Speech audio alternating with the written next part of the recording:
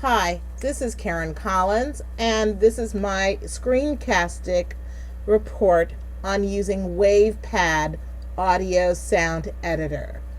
I selected Wavepad because of its incredible flexibility and ease of use. Wavepad can be obtained for free.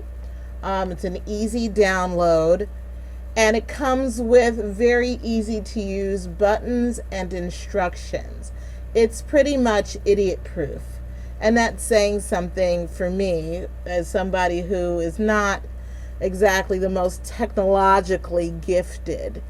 So one of the features that I like a lot about Wavepad is, as I said before, its flexibility. You can put voice files on here, such as this one, which is my introduction that I had in my podcast.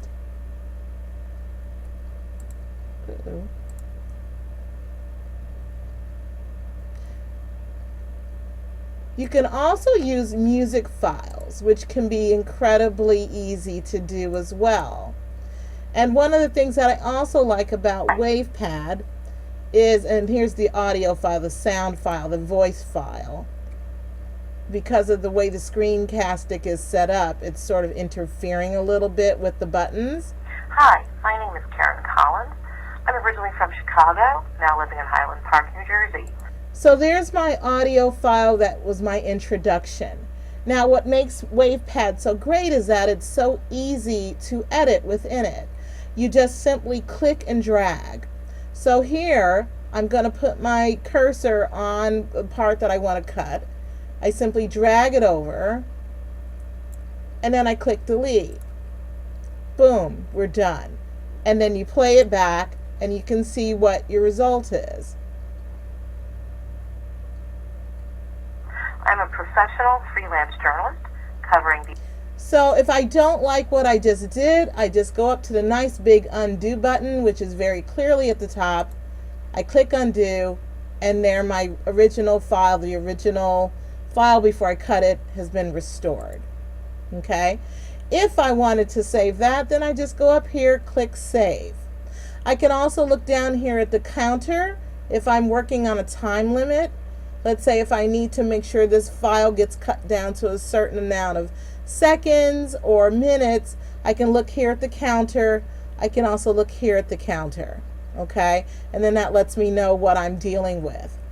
If you want to deal with a music file, here would be a case of a music file.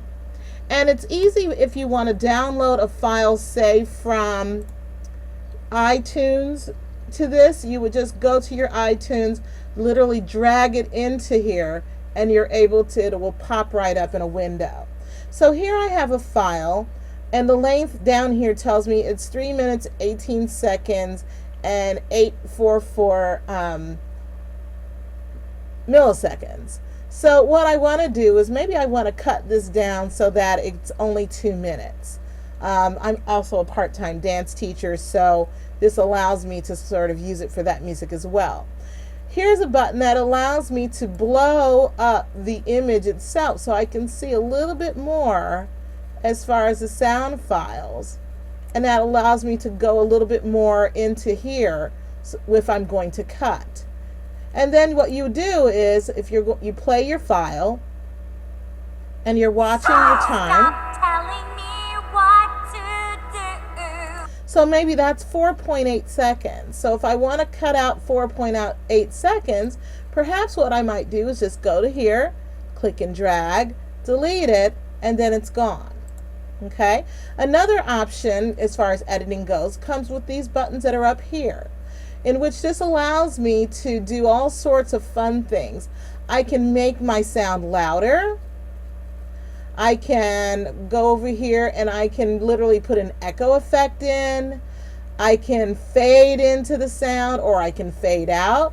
Maybe I want to end it here, and so I want to fade all of that part out. And I would just literally just click here, and it'll literally minimize, it's minimizing the file so that the sound will just die out. And again, if I don't like what I've created, I just click undo and it's done. I can also change the speed or the pitch. and that's very easily done as well.